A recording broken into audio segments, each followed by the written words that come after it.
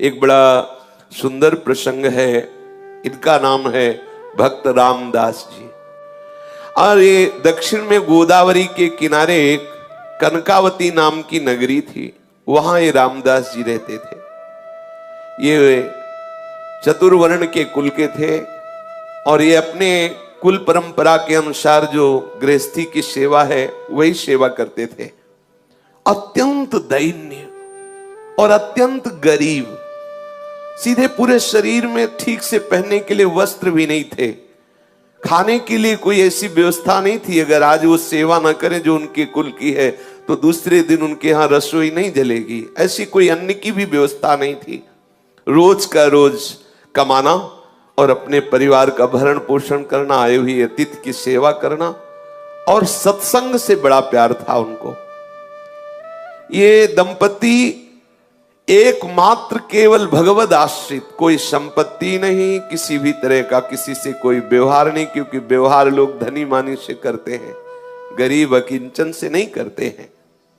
इनके एक लड़का था और ये सदैव अपने कुल की जो सेवा है वो जूता गांठने की, वो बीच बाजार में जाके बैठते, किसी के फटे पुराने जो पादुका है उसको सिलते, या कहीं ऐसा संयोग बन जाता तो नई पादुका बना के बेचते, जो उससे मिलता उससे अपने परिवार का पोषण करते और सत्संग जाते।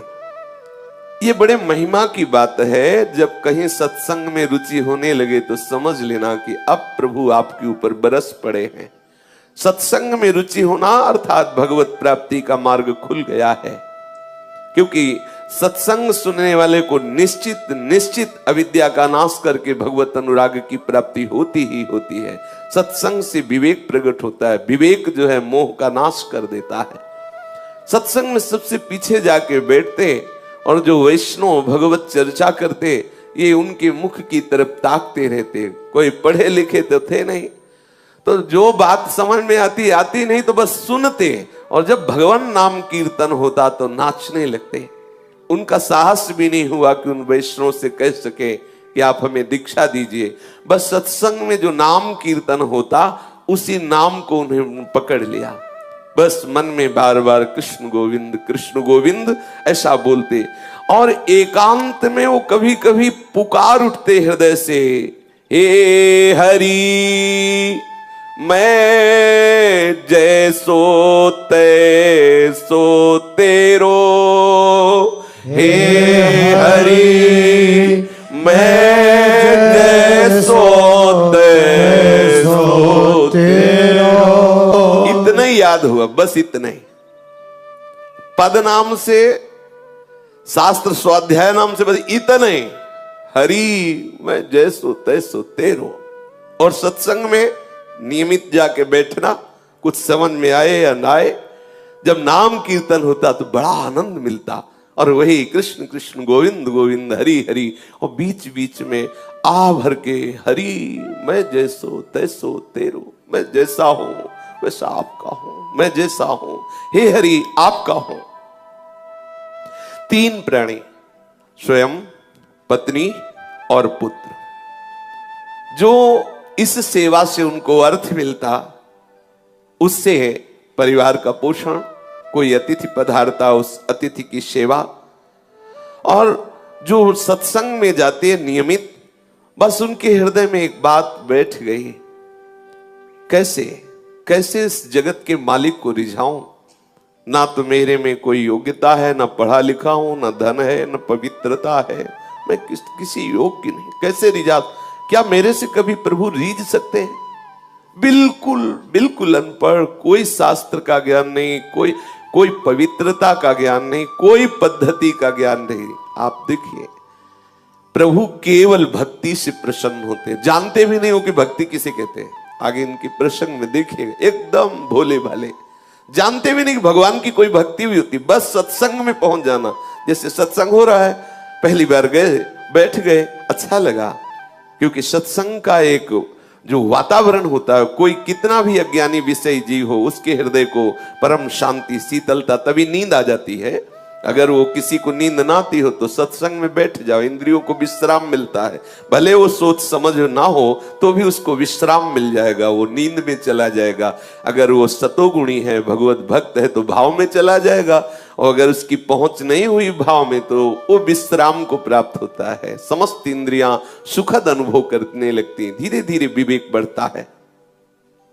अब वो बीच बीच में जैसे जूता गांठ रहे तो बीच बीच में एकदम रुक जाते और पुकार उठते, हरि मैं जैसो तैसो तेरो, हरि मैं जैसो तैसो तेरो। कैसी बढ़िया बात, इससे बढ़कर कोई बात ही नहीं, कोई बात ही नहीं। मैं जैसा हूं आपका हूं हरि, मैं आपका हूं जैसा। बस बार बार कृष्ण गोविंद कृष्ण गोविंद कृष्ण गोविंद, बीच बीच में आह भर कर हरि मैं जैसा हूं आपका हूं, हरि मैं जैसो तैसो तेरो। ये बात उनको इतनी प्यारी लगी, हरि मैं जैसो तैसो तेरो। अब ये इसी को गुनगुनाते, सदैव इसी को गुनगुनाने लगे, हरि मैं जैसो तैसो तेरो। निरंतर इस पंक्ति को गुनगुनाना और वो अपने कार्य को करना। उनके हृदय में इस पंक्ति का मर्म उतरा। जो हम बोलते हैं, जो हम सुनते हैं, वही मनन होता है। जो मनन होता है वही हमारे अनुभव का विषय बन जाता है। जैसे हम विषय वार्ता सुने, विषय वार्ता बोले, विषय चिंतन करें तो हम विषयी हो जाते हैं, कामी हो जाते हैं। यदि हम नाम कीर्तन सुने, गुण कीर्तन सुने, उसी का गायन करें, उसी का चिंतन करें तो हम भक्त हो जाते हैं, हम भगवत प्रेमी हो जाते हैं। तो वो बार बार इसी का गान करते हुए, इसी का चिंतन करते हुए इसके मर्म को प्राप्त हो गया। मर्म को प्राप्त होने का मतलब भगवत संबंध हृदय में आ गया। मैं हरि का हूं, हरि मैं जैसो तैसो तेरो। ये पंक्ति गुनगुनाना सचमुच चमत्कार हो गया। उसके मन की स्थिति का परिवर्तन इस सूत्र ने कर दिया। हरि मैं जैसो तैसो तेरो। प्रभु तो भाव के भूखे हैं, वे श्रद्धा रहित, प्रेम रहित, अपनापन रहित, कोई वेद मंत्रों का कितना भी उच्चारण करे, कितना भी पाठ करे तो उसका पुण्य होगा, भगवान थोड़ी प्रसन्न हो जाएंगे। प्रभु तो केवल केवल भाव, आपके आंतरिक भाव को स्वीकार करते हैं। रामदास जी का एक विशुद्ध सरल भाव, हरि मैं जैसो तैसो तेरो। कभी कभी वो आंसू बहाते हुए ये गान करने लगते, हरि मैं जैसो तैसो तेरो। अब एक दिन की बात कि एक चोर मंडली किसी धनी मानी भक्त के घर में गई, जो गृहस्थ भक्त होते हैं, खूब धन संपदा थी। तो उनके यहां शालीग्राम भगवान सिंहासन में थे, और सिंहासन स्वर्ण का था, छत्र भी स्वर्ण का। तो चोरों ने सब कुछ चुराया, सिंहासन छत्र सहित शालीग्राम भी चुरा लिए। तो सिंहासन और छत्र तो बेचने के काम में आ गया, शालीग्राम भगवान उनके किस काम के। तो उसने स्वाभाविक, जिसके बट में पड़े थे सिंहासन और छत्र, और भी सब सामग्रियां थी जो आपस में बांट ली थी।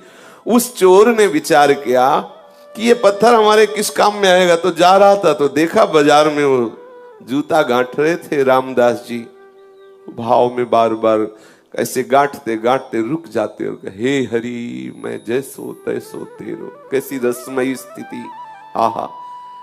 अब वो चोर विचार किया कि वो जैसे जूता गांठने में कुछ ज्यादा हो जाए धागा या चमड़ा, तो उसे काटने के लिए उनके पास जो औजार होते हैं उनको पत्थर से घसते हैं। तो उसने विचार किया कि पत्थर ये मेरे काम में तो आने वाला नहीं, क्योंकि उसके अंदर कोई भाव ही नहीं था कि भगवान है। तो उसने रामदास जी से कहा कि सुनो, हमें अगर तुम जूता दे दो तो तुम्हारे घसने के लिए हमारे पास एक बहुत चिकना पत्थर है, हम दे दें। तो रामदास जी ने जो नए जूते बनाए थे वो उसे दे दिए, बिल्कुल सरल स्वभाव के भोले भाले भक्त। और वो शालीग्राम भगवान उनको दे दिए, और ये कह के दिया कि पत्थर तुम्हारे घिसने के काम में आएगा। अब वो देखा तो कि ये चिकने हैं, पर जब उसमें अपना वो औजार घसा तो और बढ़िया धार निकली उसकी। उसको लगा चलो जूते के बदले में अच्छा पत्थर मिल गया, बढ़िया है। अब वो उसमें घिसता और कभी कभी आंसू बहाते हुए, हे हरि मैं जैसो तैसो तेरो। देखो सूक्ष्मता की बात है, उसके आंसू गिरते शालिग्राम में। अब जब जोर से घसना होता तो हाथ में रख के थोड़ी घसते बनता है, फिर वो कुछ और मुद्रा होती है, इसमें स्पष्ट लिखा हुआ है वो मुद्रा। दोनों चरणों के बीच में शालिग्राम जी को फंसा के फिर घसते। आप जरा देखिए भाव का विषय कैसा होता है। अब वो हृदय में बड़ा आनंद मिलता, क्योंकि भगवान चक्र चिन्ह से चिन्हित शालिग्राम भगवान को इससे कोई मतलब नहीं है, ये तो क्या कर रहे हैं, बड़े बड़े रिझवार, बड़े लीला बिहारी हैं। अब चोर के द्वारा दिए हुए शालिग्राम का यहां ये प्रयोग हो रहा है।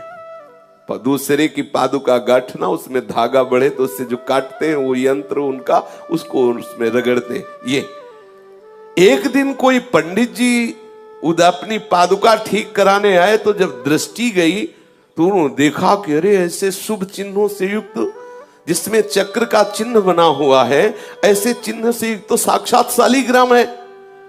ब्राह्मण ने कहा तुम्हारी बुद्धि मारी गई है, ये तुम क्या कर रहे हो? तो उन्होंने कहा अपने पत्थर से अपने औजार की धार निकाल ले। ब्राह्मण समझ गया मूढ़ आदमी, इससे क्या बात करे। तो उनका तुम जितने रुपए चाहो मैं तुम्हें रुपए दूंगा, ये पत्थर हमें दे दो, ये पत्थर हमें बहुत आवश्यक है, दे दो। समझा कि इसको समझाएं कि भगवान है तो इसके क्या समझ में आएगा, जब ऐसी हालत है कि दोनों पैर रखकर फिर इसमें अपना औजार घिसता है, ये तो साक्षात शालिग्राम भगवान है। ब्राह्मण ने सोचा कि जैसे बंदर को हीरा मिल जाए तो क्या जाने, ऐसे क्या जाने बेचारा। उन्होंने कहा कि तुम जितना रुपया चाहो मैं तुम्हें दे सकता हूं, तो ये हमें पत्थर तुम दे दो, मुझे अच्छा लगा, ये पत्थर मुझे दे दो इसलिए मैं ले रहा हूं। अब उसने कहा कि मेरे तो बहुत काम में आए हैं ये पत्थर, लेकिन तुम्हारी इच्छा है तो मैंने ना पैसे दे के लिए हैं और ना तुमसे पैसे लेना है, आप ले जाओ, कोई बात नहीं है। ब्राह्मण ये सुन करके आनंदित हुआ और उसने वो शालिग्राम भगवान ले लिए। ब्राह्मण से कहा कि जो मैं मेहनत करता हूं जूता गांठ करके, उससे जो मिलता है मेरे परिवार का, उससे भरण पोषण होता है, मुझे इस पत्थर के बदले में कोई धन नहीं चाहिए, ले जाओ। कोई मुझे हवेली नहीं बनवानी, कोई मुझे सुख पूर्वक नहीं रहना, क्योंकि अगर सुख पूर्वक रहूंगा तो मैं भूल जाऊंगा प्रभु को, इसीलिए मैं जानबूझ करके उतना ही कमाता हूं जितने से रोज उधर भर जाए। इतना कह करके रामदास जी ने वो पत्थर दे दिया जो शालिग्राम भगवान है। पंडित जी ने देखा दुर्लभ सद्गुणों से युक्त तो शालिग्राम, बड़े आनंदित हुए, घर में आए, सुंदर जल से दुग्ध से अभिषेक कराया, सुंदर सिंहासन में विराजमान किया, षोडशोपचार मंत्रों से पूजन किया और ये विचार किया कि भगवान मेरी इस चेष्टा से प्रसन्न होंगे, क्योंकि वहां क्या सुख पा रहे थे और यहां हम उनको क्या सुख पहुंचा रहे। मंत्रों से उच्चारण करना, पंचामृत से स्नान कराना, तुलसी जी ऊपर विराजमान करना, आदि आदि जो पद्धति से सेवा पूजा है। अब पंडित जी की इस प्रकार की सेवा पूजा से ठाकुर जी असंतुष्ट हो गए। अब लियो कैसे न जाने कौन से गुण पर दया निधि रीझ जाते हैं। आहा, पंडित जी पूरी पूजा विधि जानते थे, पर हृदय से प्रभु के प्रति अपनापन नहीं था, भक्ति नहीं थी, प्रेम नहीं था। और ये अब आप समझ लो किस कोटि के भक्त है, कुछ ज्ञान ही नहीं है, परंतु इनके हृदय में है कि मैं प्रभु का हूं, प्रभु मेरे हैं। कभी कभी आंसू बहाते तो वो आंसू जो शालिग्राम भगवान के ऊपर गिरते, उससे बड़ा पंडित जी का पंचामृत नहीं। और जो आह भर के पुकारते कृष्ण कृष्ण गोविंद गोविंद हे हरि मैं तेरा, इससे बढ़कर वेद मंत्र अच्छे नहीं लगे ठाकुर जी को। ठाकुर जी ने स्वप्न में एक वैष्णव का रूप धारण किया और उन ब्राह्मण से कहा कि तुम सीधे हमको उन रामदास के पास पहुंचा दो। हाँ, कहा कि ये तुम्हारा षोडशोपचार पूजन, ये पंचामृत अभिषेक और ये तुम्हारा सिंहासन में विराजमान करना मुझे बिल्कुल अच्छा नहीं। मुझे उसकी सूखी रोटी और आह भरी पुकार ने खरीद लिया है। मुझे वहीं पहुंचाओ। अब जब स्वयं स्वप्न में भगवान ऐसा आदेश कर रहे हैं तो उसके तो होश उड़ गए ब्राह्मण के, कि हम तो जिसे समझते थे कि वो तो अनपढ़ है, गंवार है, प्रभु इतना उसे प्यार करते हैं। अब हाथ में सुंदर वस्त्र पर शालिग्राम भगवान को लिया और भगवान से कहा कि आपको पता है कि आपके ऊपर वो औजार घिसता है, चंदन तिलक लगाने की बात जाने दो, सिंहासन में विराज वाले पैर रख के आप पे औजार घिसता, तुमको वो पसंद है? और षोडशोपचार पूजन, पंचामृत से स्नान, ये सब।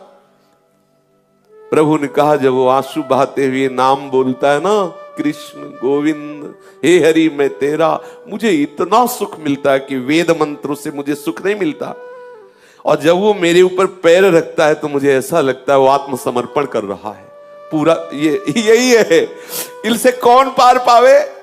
सर्वलोक महेश्वर, जितने भी ज्ञान के सूत्र हैं सब इन्हीं से प्रकट हुए, इनसे कोई पंडित क्या पार पा सकता है? बोले जब वो चरण रखता है, दबाता है चरण से ऐसे, तो मुझे लगता है कि पूरा अपने आप को समर्पित कर रहा है, आत्मसमर्पण कर रहा है। मुझे बहुत सुख मिलता है, तुम्हारे चंदन और कस्तूरी के लेप और इत्र से मुझे जो सुख नहीं मिलता उसके घसने से सुख मिलता है। अब राजी, आप राजी तो फिर किसकी क्या बस चले? ठाकुर जी राजी। अब वो जो ब्राह्मण था जिसको एक गर्व था कि मैं ऊंचे कुल में हूं और मैं पूजा का विधान जानता हूं, मेरी दासता से, मेरी पूजा से शालिग्राम भगवान प्रसन्न हो जाएंगे, आज वो बहुत दैन्य हुआ कि मेरे दुर्भाग्य की आज तक मुझे वो प्राप्त नहीं हुआ जो रामदास को प्राप्त है, क्योंकि स्वयं ठाकुर जी वहां जाना चाहते हैं। ये विचार करके शालिग्राम को लेकर के रामदास जी के घर जाना निश्चय किया उसने, और मन में बहुत जलता जा रहा था कि मैं ब्राह्मण तो हूं लेकिन आडंबरी हूं। मेरे अंदर वो बात नहीं आई जो उस दैन्य भक्त रामदास के हृदय में आई। बार बार शालिग्राम को हृदय से लगा के विकल होकर कहने, देखो ये है किसी भी तरह से भक्त का संग हो जाए, किसी भी तरह, ये रामदास जी के दर्शन की, देखो ये दर्शन का प्रभाव। अब वो दैन्य होके जा रहा है, क्या प्रभु कभी मेरे भी हृदय में भाव आएगा? जैसी रामदास की भक्ति से आप प्रसन्न, क्या कभी मेरे अंदर भी भक्ति आएगी? मेरी पूजा आपको पसंद नहीं तो प्रभु मेरे को भाव दे दो, जिससे मैं रामदास जी जैसी भक्ति कर सकूं। अब आई बात, ये जो ब्रह्मणत्व का अभिमान, वेद ज्ञान का अभिमान धूर धूषरित हो गया। इसीलिए लिखा है, तिनकी संगति रहत जाति कुल मद सब नंसई। भगवत प्रेमी महात्मा का संग होते ही जाति का अभिमान, कुल का अभिमान, विद्वता का अभिमान, ये सब नष्ट होने लगे। देखो नष्ट हुआ अभिमान। अब वो डरा हुआ सा ब्राह्मण शालिग्राम भगवान को एक कपड़े में रख करके रामदास जी के घर आया और देखा तो होश उड़ गए। रामदास जी के आंखों से आंसू चल रहे हैं, बार बार मुख से निकल रहा है, हरि मैं जैसो तैसो तेरो, हरि मैं जैसो तैसो तेरो। मलिन वस्त्र है, फटे पुराने कपड़े हैं, शरीर में अपने आप अनुभव हो रहा है कि कितनी कृशता है, क्योंकि खान पान की सामग्री उचित है नहीं। और अब ये जो रोग बढ़ा है, हरि मैं जैसो तैसो तेरो, ये ज्यादा काम नहीं करने देता। क्योंकि मन में जब आनंद की उन्मत्तता होती है तो कौन बाहरी लोगों से बात करे, कौन बाहर जाकर के बैठे जिससे चार लोग आके खड़े हो। वो एकांत घर में बैठे बस बार बार पुकारना अच्छा लगता, उसको ये भी पता नहीं कि भक्ति है, ये भी पता नहीं, बस बार बार हृदय में यही अच्छा लगता, कृष्ण कृष्ण गोविंद गोविंद हे हरि मैं जैसो तैसो तेरो। आंसुओं की धार बह रही है, धीरे धीरे वही गीत गा रहा है, हे हरि मैं जैसो तैसो तेरो। ये ब्राह्मण गए, जब देखा तो ओहो धन्य है, धन्य है, तुम्हारे माता पिता को धन्य है रामदास, तुम तो बड़े महात्मा निकले। हम तो समझ ही नहीं पाए कि तुम्हारी ऐसी ऊंची स्थिति है, तुम्हारे अधीन भगवान है। अब वो धीरे धीरे उसके नेत्र खुले, अब अपने भाव से बाहर आया। तब उन्होंने कहा कि ये जिन पर तुम पत्थर समझ करके अपना औजार घिसते थे, औजार नहीं, मैं उस समय बताया नहीं, ये साक्षात शालिग्राम भगवान हैं, त्रिभुवनपति स्वरूप में विराजमान है, सारे विश्व के स्वामी हैं, घट घट में विराजमान है, सबकी गति है, सबके आश्रय है। इनके शरणागति होने से जीव बंधन मुक्त हो जाता है। तुम्हारी सरलता, तुम्हारे प्रेम से ये रीझ गए हैं। जब मैं इनको ले गया, इनको पंचामृत से अभिषेक किया, वैदिक स्तोत्रों द्वारा इनकी स्तुति की, इनकी सेवा की, इनको भोग लगाया सब, लेकिन इनको पसंद नहीं आया। इनको तुम पसंद आए। मेरे स्वप्न में एक वैष्णव रूप धारण करके आए और मुझे ऐसा आदेश किया कि मुझे रामदास जी के पास भेज दो। वो रो पड़ा कि मैं तो महान पापी हूं। रामदास रो पड़े, अरे मैं महान पापी हूं, मैं तो समझ नहीं पाया कि भगवान है और मैं इनके ऊपर ऐसा कृत्य करता रहा है, मैं तो बहुत अपराधी हूं। चीख चीख के रोने लगा, मैं कितना निर्दयी, कितना नीच हूं, देखो मैंने क्या किया। बस ब्राह्मण तो खड़ा का खड़ा रह गया, वो भाव में डूब गए और हे करुणा समुद्र प्रभु, मैं कैसे आपको रिझा पाऊं, तुम मुझे कितना प्यार करते हो और मैं कितना नीच हूं। ऐसे बस पुकारने लगा, रोने लगा। अनन्य भक्ति से भगवान रीझ जाते हैं। बार बार ब्राह्मण उनको धन्यवाद करता कि तुम्हारे अंदर जो भाव आया है ना, ये बहुत कृपा से आया है। ब्राह्मण के वचन सुनकर के रामदास के हृदय में थोड़ी शीतलता आई। ब्राह्मण के चरणों में नमन किया। जो ही ब्राह्मण गया तो शालिग्राम की वो मूर्ति लेकर हृदय से लगाया और खूब रोने लगे। प्रभु मैं जान नहीं पाया कि आप भगवान हो, आप शालिग्राम भगवान हो। घर में ले गया, फटा पुराना जो भी कपड़ा हो ऐसे बिछाया, आसन पर शालिग्राम रखे और जो रूखा सूखा उसके घर में होता ठाकुर जी को भोग लगाता और गदगद कंठ से प्रभु को पुकारता। कई दिन ऐसे सेवा के बाद उसके हृदय में बात आई कि यदि तुम भगवान हो, मैं तो जानता नहीं, पंडित जी कह गए, मैं तो नहीं जानता कि तुम शालिग्राम भगवान हो, यदि तुम भगवान हो तो मुझे दर्शन दो। जब आप इतना प्यार हमसे करते हैं कि उनके घर तुम्हें रुका नहीं गया और तुम वहां से वापस आए हो, तो प्रभु मैं दीन हूं, मैं नीच हूं, मैं अज्ञानी हूं, मैं दुर्जन हूं, मैं पतित हूं, लेकिन हूं तो प्रभु आपका ही। प्रभु आप जानते हैं कि रात दिन मैं चमड़े का कार्य करता हूं, मुझ में कोई पवित्रता नहीं, कोई सदाचार नहीं, और ऐसे पवित्र ब्राह्मण के यहां से आप आए तो मुझे लगा कि आप मुझसे प्यार करते हैं। आप जब मुझसे प्यार करते हैं तो अब छुपा छुपी का खेल बंद करो, दिखाओ कैसे होते हैं भगवान, कैसे हो तुम, मुझे तो पता नहीं, लेकिन आप अब मेरे हृदय में बेचैनी हो रही कि आपका स्वरूप क्या है। प्रभु आप कृपा करो, मैं तुम्हें प्रत्यक्ष देखना चाहता हूं। हे करुणा सिंधु, हे दीन बंधु, हे पतित पावन, ऐसी पुकार करने लगा। कृष्ण चंद गोपाल आजू तो तेरे हाथ बिकाई। कृष्ण चंद्र गोपाल आज तो तेरे हाथ बिकाई। हे कृपा सिंधु कृष्ण, हे करुणामय भगवंत, मैं तो तेरे हाथ बिक गया। हे प्रभु, हे मोर मुकुट धारण करने वाले, हे वैजंती माला धारण करने वाले, हे कृपा सिंधु पीतांबरधारी, आप मुझे दर्शन दीजिए, अपनी कृपा से आप दर्शन दीजिए। मैं तो पतित हूं, नीच हूं, पर शरणागत हूं, शरण गए की लाज रखिए प्रभु। अब मेरे हृदय में बड़ी विकलता हो रही, मैं आपका दर्शन चाहता हूं। रामदास रो रो करके प्रभु से प्रार्थना करने लगा। ऐसा प्रेम समुद्र उमड़ा कि सब कुछ भूल गया, विह्वल विकल होकर के। ये विकलता प्रभु को खींचती है, उस अव्यक्त सत्ता को व्यक्त करती है। ये विकलता है, यही है, पर माया का पर्दा उड़े हुए है। जब हम ऐसे विकल हो जाए, जैसे मछली जल के बिना तड़पती है, ऐसे हमारे अंदर विकलता हो, और रहा नहीं जा रहा। देखो कैसी स्थिति आ गई, अब जिया नहीं जा रहा, विकलता हो गई। चीख चीख करके अपने घर में रो रहा है। शालिग्राम ठाकुर जी सामने हैं, रो के कह रहा मुझे दर्शन चाहिए। सब भूल गया। कभी कभी तो ऐसा भाव आ जाता कि नाच नाच के रिझाता कि मेरे नृत्य से रीझ जाओ। कैसी शोभा, फटे पुराने कपड़े हैं, कृष्ण शरीर है, और भाव में भीना हुआ सामने कपड़े में विराजमान शालिग्राम, नाच नाच के ये भाव की इसी नृत्य से रीझ जाओ प्रभु। मुझ गरीब के पास तो कुछ रिझाने के लिए नहीं है। कभी रो रो के प्रभु मेरे रोने से रीझ जाओ। ऐसी भावना से वो विकल होकर प्रभु से पुकारने लगा। अब तो प्रेम के जो अष्ट सात्विक भाव हैं उसके हृदय में उदय होने लगे। कभी हंसता, कभी रोता, कभी चुप शांत बैठ जाता, कभी गान करता, कभी हे हरि मैं जैसो तैसो तेरो, ऐसा पुकार उठता।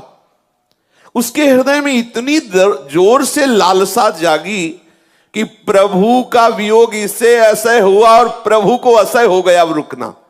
ये है भक्त की सामर्थ। असह्य हो गया प्रभु को भी रुकना। अब प्रभु नहीं रुक सकते, विकलता हो गई। आहा, प्रभु विकल हो गए। अब वो गदगद कंठ से हे वंशीधर, हे मदन मोहन, जोर जोर से पुकारने लगा। हे वंशीधर, हे मदन मोहन, तुम्हारे चरणों में बार बार नमस्कार है। मुझ गरीब की पुकार सुनो। कहाँ हो आनंदमय, कहाँ हो श्याम सुंदर, मुझे दर्शन दो, ऐसे पुकारने लगा। प्रभु यद्यपि मैं समझ रहा हूं कि जैसे छोटा सा बालक चांद को खेलने के लिए मांगे, ऐसे ही मेरी बात है। कहां मैं नीच अधम, कहां बड़े बड़े तपस्वी ऋषि जो आपको दुलार करते रहते ध्यान के द्वारा, कहां मैं अपवित्र। पर प्रभु मैं हूं तो आपका ना।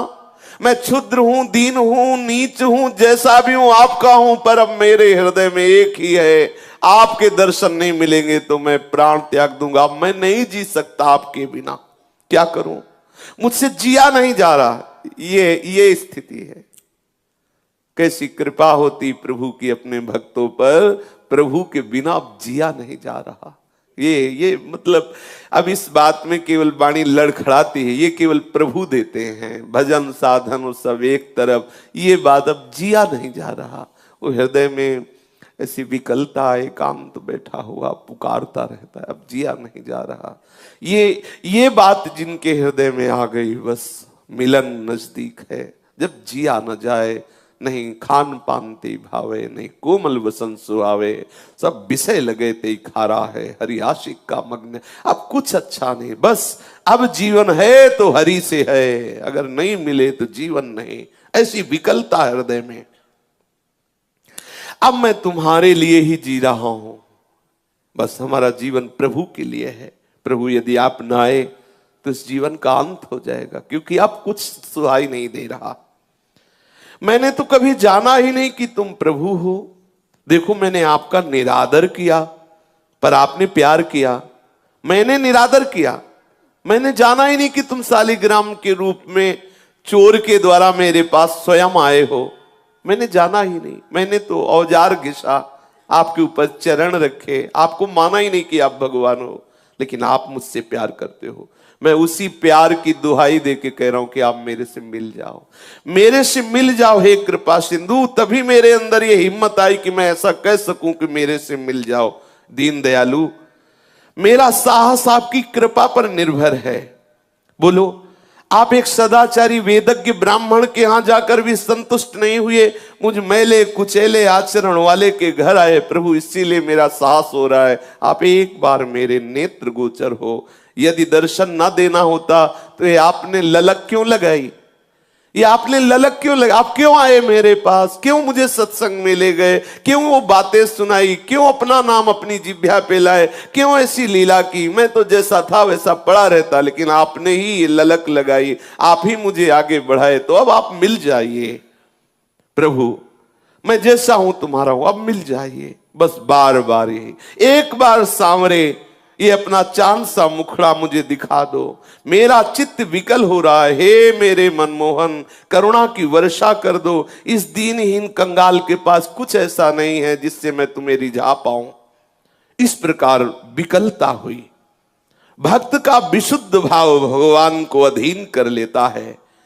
इसी विशुद्ध भाव की स्थिति में कोई भी विकार उसके हृदय में नहीं टिकता। काम, क्रोध, लोभ, मोह, दम, ये सब नष्ट हो जाते हैं। हृदय एकदम द्रवित, निर्मल और आंसुओं की धार के रूप में हृदय बहने लगता है। रामदास जी की प्रेम भरी पुकार सुनकर के उस सर्वेश्वर प्रभु स्थिर न रह सके। वो एक वैष्णव का रूप बनाया और रामदास जी के घर पहुंचे। रामदास जी के तो आंसू चल रहे थे, प्रभु से पुकार रहे थे, वो मस्ती में झूम रहा था। कभी कभी नाच पड़ता, कभी कभी अश्रु प्रवाह करते हुए कुछ बड़बड़ाता जो समझ में भी नहीं आता। कभी कभी शालीग्राम की मूर्ति उठा के हृदय से लगाता, चूमता, अपने नेत्रों में लगाता। कभी कभी मूर्ति लेके नाचने लगता, कभी मूर्ति को रख के साष्टांग दंडवत करने लगता। ऐसे और भगवान वहां खड़े हैं वैष्णव रूप। प्रेम दशा का निरीक्षण करके मुस्कुराते हुए उससे बोले, अरे भैया, ये तू नाच कूद क्यों मचा रहा है? कुछ मिल गया क्या तेरे को? ये बड़बड़ा क्या रहा है? ये काम धंधा छोड़ करके ये हाथ में क्या लिए है शालीग्राम के लिए? प्रभु वैष्णव रूप में घर गए और ऐसा पूछा। रामदास जी को आवाज सुनाई दी तो बाह्य चेतना हुई, आंख खोल करके देखा कोई वैष्णव है। साष्टांग दंडवत प्रणाम किया। सामने देखा दिव्य मूर्ति, द्वादश तिलक लगाए हुए कोई वैष्णव खड़ा है। विनीत भाव से हाथ जोड़कर कहा, प्रभु मैं तो महामूर्ख और अपवित्र नीच प्राणी हूं, मेरे से अपराध ही बनते रहते। मैं क्या आपके प्रश्नों का जवाब दूं कि मैं किसको लिए हूं, क्या बड़बड़ा रहा हूं, क्या बोल रहा हूं? मन का कुटिल हूं, विद्या बुद्धि बिल्कुल है नहीं, पवित्रता का तो लेश नहीं है। पर ये जब से मिले, शालीग्राम दिखाया और कहा, ये जब से मिले तब से मेरे हृदय में कुछ हो रहा है, बेचैनी हो रही, मुझसे अब जिया नहीं जा रहा। वैष्णव ने कहा कि तुम इन्हें भगवान समझकर पूजते हो? हाँ हाँ भगवान है, ऐसा ब्राह्मण ने बताया है। इसीलिए मेरे अंदर एक आकांक्षा हो गई कि मैं भगवान को साक्षात देखना चाहता हूं। मुझे दर्शन नहीं हुए। मुझे लगता है कि मुझे पूजा विधि नहीं आती है, कोई मंत्र आदि नहीं आता। जैसा मन में आता वैसे सेवा करता हूं, जो मन में आता वैसा बोलता हूं। क्या दीन दयालु प्रभु मेरे पे रीझ जाएंगे? ओ वैष्णव से ऐसा रामदास जी पूछते हैं। रामदास जी ऐसा कहते कहते चिल्ला चिल्ला कर रोने लगे कि मुझे न पूजा विधि आती, न वस्तु पूजा की है, न कोई शास्त्रों का ज्ञान है। क्या प्रभु मेरे से रीझ जाएंगे? वैष्णव वेशधारी भगवान ने आश्वासन दिया और कहा कि भाई ये तो ठीक है जो तुम कर रहे हो, लेकिन भगवान के दर्शन की बात तुम्हारे हृदय में आई, ये ठीक नहीं है। और भगवान ये वैष्णव रूप में आए। अरे बड़े बड़े देवता, योगी, मुनिजन कितने काल तक तपस्या करते हैं, ध्यान धरते हैं, समाधि में रहते हैं, वो दर्शन नहीं पाते, तो तुम जैसे मनुष्य को कैसे भगवान दर्शन देंगे? मेरी बात मानो, ये दर्शन की बात तो छोड़ो और अपना काम धंधा करो, थोड़ी देर भजन साधन कर लिया करो जैसे कर रहे हो। वैष्णव की इन वाक्य को सुन करके मानो रामदास का हृदय फट गया हो। उनकी आंखें खुली की खुली रह गई। आह भरकर तो क्या मुझे भगवान नहीं मिलेंगे? आह, ये प्रीति है। यही भगवान देखना चाहते कि कैसा मेरे भक्त में मेरे मिलन की व्याकुलता होती है। आंखें खुली की खुली रह गई। वैष्णव कह रहे हैं भगवान का दर्शन बड़ा दुर्लभ है। योगी मुनियों के समाधि भाव को प्राप्त महात्माओं के ध्यान में भी जो नहीं आते, वो मुझ जैसे नीच को कैसे दर्शन देंगे? ये बात ठीक कह रहे ब्राह्मण देवता, वैष्णव देवता। वो विकल हो गए, आंसू गिराने लगे और कहने लगे, देव आपका कहना सत्य है, मैं बिल्कुल अधिकारी नहीं हूं कि मुझे भगवत साक्षात्कार, पर क्या करूं, अब मुझसे जिया नहीं जाता। ये खास बात है, जिया ना जाए, प्रभु के बिना रहा ना जाए। मैं नीच हूं, पापी हूं। मेरे पाप और नीचता को देखने पर लगता है कि कभी भगवान मुझे नहीं मिलेंगे। पर प्रभु पता नहीं, मेरे हृदय में एक आनंद की लहर उठती है। ऐसा लगता है प्रभु मिलेंगे, ऐसा लगता है प्रभु मिलेंगे, क्योंकि मेरे हृदय में ऐसा आता है प्रभु मुझे प्यार करते हैं। ऐसा लगता है मेरे को, यद्यपि मैं किसी योग्य नहीं हूं, पर हृदय में ऐसा लगता है प्रभु मिलेंगे। ऐसा लगता है ये दया के समुद्र प्रभु मुझे जरूर दर्शन देंगे, मुझे ऐसा लगता है। जैसा रूप रंग उनका हो, जैसा उनका शास्त्रों में वर्णन किया गया हो, जैसे सुहागिनी स्त्री केवल अपने पति को ही देखती है, ऐसे ही हे वैष्णव देवता, मेरा हृदय केवल केवल प्रभु के लिए है। आप बिना दर्शन किए मुझे चैन नहीं, मेरे हृदय में लगता है कि वो मुझे मिलेंगे। मेरे स्वामी बड़े करुणा सिंधु, तुम भले ऐसा कह रहे हो, चाहे जो कुछ हो मुझे दर्शन मिलेंगे, और ऐसा कह के नाचने लगा, मुझे मिलेंगे, अवश्य मिलेंगे। यही बार बार सत्संग में जैसे कहते, निश्चय करो इसी जन्म में भगवत प्राप्ति होगी। कोई आके कहे तो इस बात से मत टलना, मुझे इसी जन्म में प्रभु मिलेंगे। आपका ये बार बार चिंतन निश्चय प्रभु को विवश कर देगा, और वो आपसे प्रभु का मिलन हो ही जाएगा।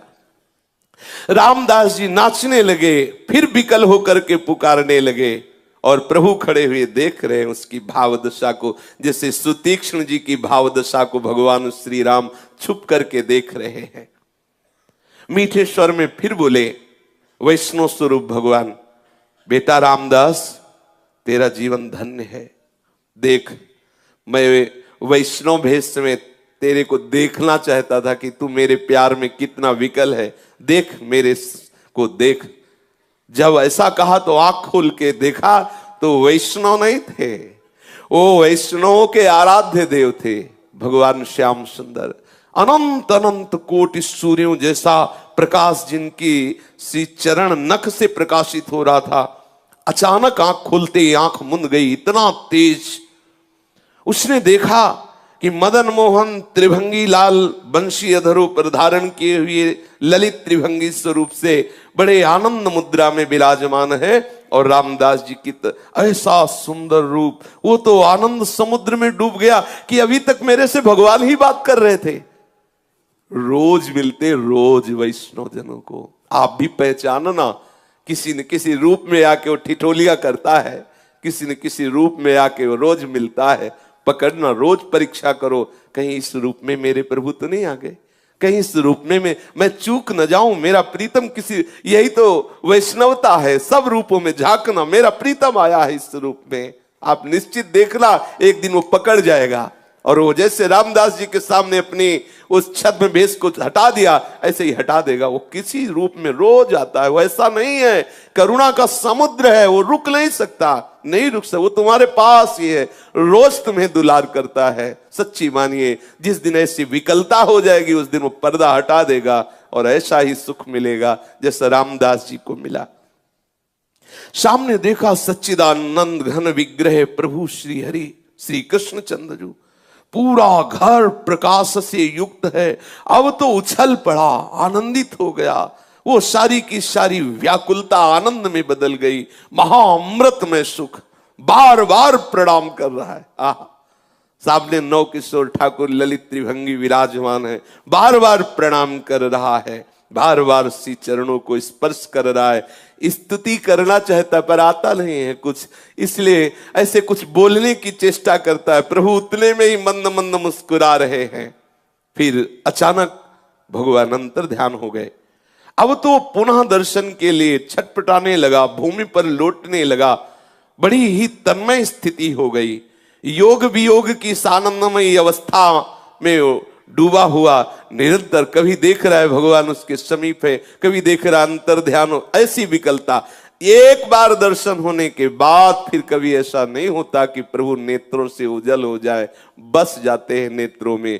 ऐसी ही आनंदमयी स्थिति में उसका शरीर पूरा हुआ, और वो नित्य पार्षद स्वरूप धारण करके प्रभु की नित्य सेवा में उपस्थित हो गया। इसीलिए देवर्षि नारद जी कहते हैं कि भगवत प्राप्ति के लिए, भगवत मिलन के लिए कोई ऐसा नहीं कि आप उच्च कुल में जन्मे हो तो ही भगवान मिले, या वेदों के पारंगत विद्वान हो, या बड़े दानी हो, तपस्वी हो, आदि आदि हो तो तुम्हें प्रभु मिले। प्रभु केवल केवल अपने भक्ति भाव से मिलते हैं। हृदय में प्रभु के प्रति अपनापन हो और तड़पन हो तो निश्चित प्रभु मिल जाएंगे। शेष चर्चा आगे। श्री राधा वल्लभ लाल की जय।